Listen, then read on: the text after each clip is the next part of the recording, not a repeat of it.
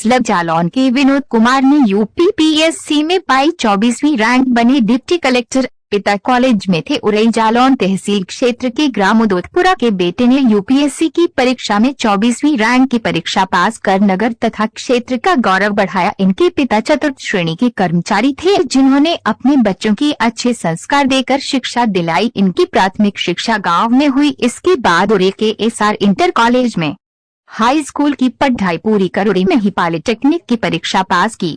उदोतपुरा के गंगाराम दोहरे के पुत्र विनोद कुमार ने सिर्फ जिले का नाम रोशन किया, बल्कि अपने गांव तथा क्षेत्र का नाम भी रोशन किया। गंगाराम दोहरे इंटर कॉलेज शेखपुर बुजुर्ग में चतुर्थ श्रेणी कर्मचारी थे।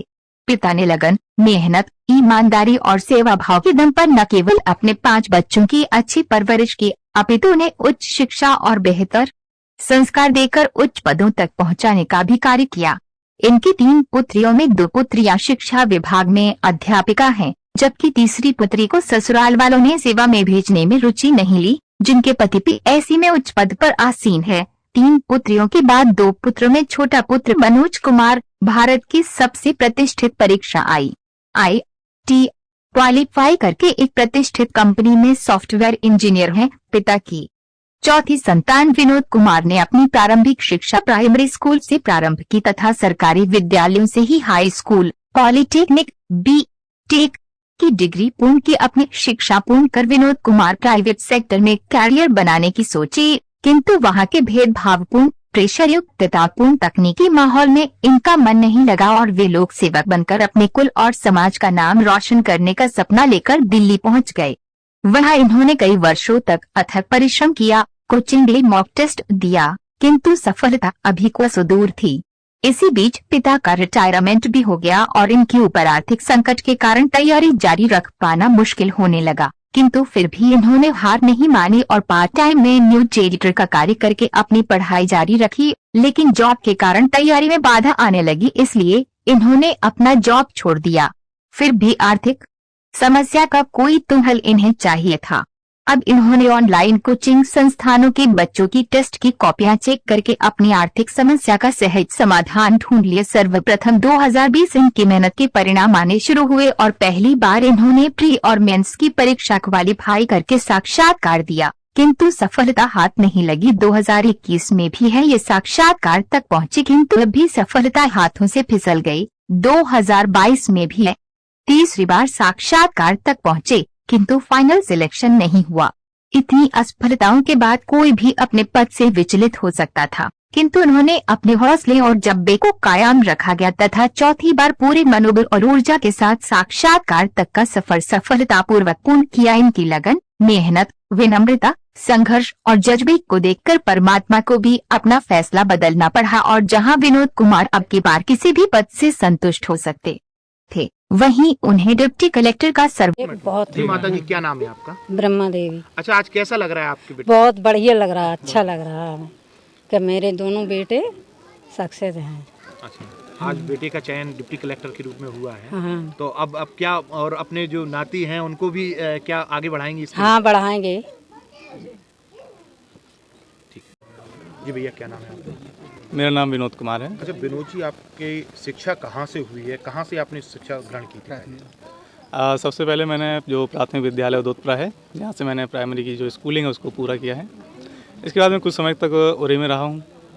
वहाँ से मैंने हाई स्कूल, तत्पश्चात मैंने वहाँ से ही पॉलिटेक्निक किया है। इसके बाद मैंने 2015 में मान्यवर काशीराम इंजीनियरिंग कॉलेज से बीटेक किया था सिविल इंजीनियरिंग से, और इसके बाद मैंने सिविल सर्विसेज की तैयारी प्रारंभ की और इसी क्रम में यह मेरा चौथा इंटरव्यू था जो मैंने क्रैक किया और फाइनल सिलेक्शन हो गया और मुझे बहुत अच्छा लग रहा है। परिवार के साथ हूँ, ये और भी अच्छा लग रहा है।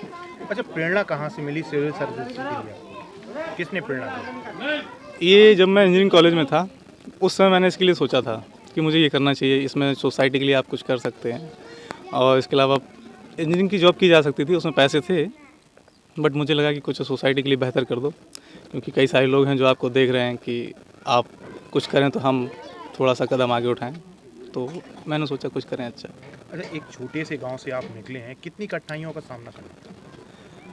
कठिनाइयाँ तो थी, लेकिन अगर साथ देने वाले हों, परिवार अच्छा हो, दोस्त अच्छे हों, सगे संबंधी अच्छे हों, तो मुझे लगता है कि कठिन राह भी आसान हो जाती है। और मेरी जो सफलता की जर्नी में मेरी फैमिली बहुत बड़ा सपोर्ट रहा है, स्पेशली मम्मी पापा, भाई बहन, यहाँ दीदी, जिया जी भी, यहाँ तक कि भतीजों ने भी मेरी मदद की है। तो दैट्स वाई मुझे लगता है कि अगर सपोर्टिव फैमिली है तो आप इसे क्रैक कर ले जाएंगे, ये बहुत बड़ी बात नहीं है। सबसे ज़्यादा प्रेरणा स्रोत कौन रहा आपका? किसने आपको इतना आगे बढ़ने में मदद की सबसे ज़्यादा? नहीं, किसी एक खास व्यक्ति का नाम मैं नहीं ले सकता, क्योंकि अब जैसे हमारी जो परवरिश है इसमें हमारे यहाँ पे अम्बेडकर साहब को बहुत ज़्यादा, मतलब हम लोग उनको फॉलो करते आए हैं, तो मुझे लगता है कहीं ना कहीं उनका असर मेरे ऊपर बहुत ज़्यादा है।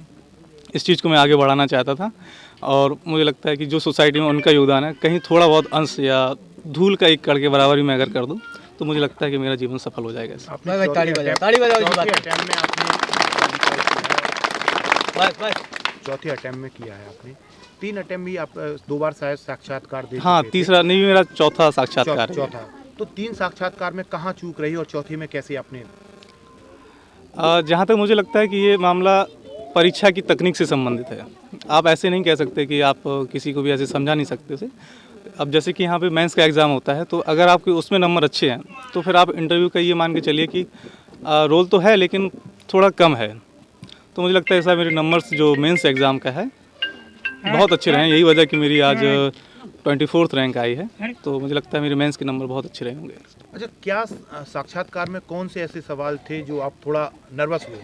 ऐसा कौन से सवाल पूछे?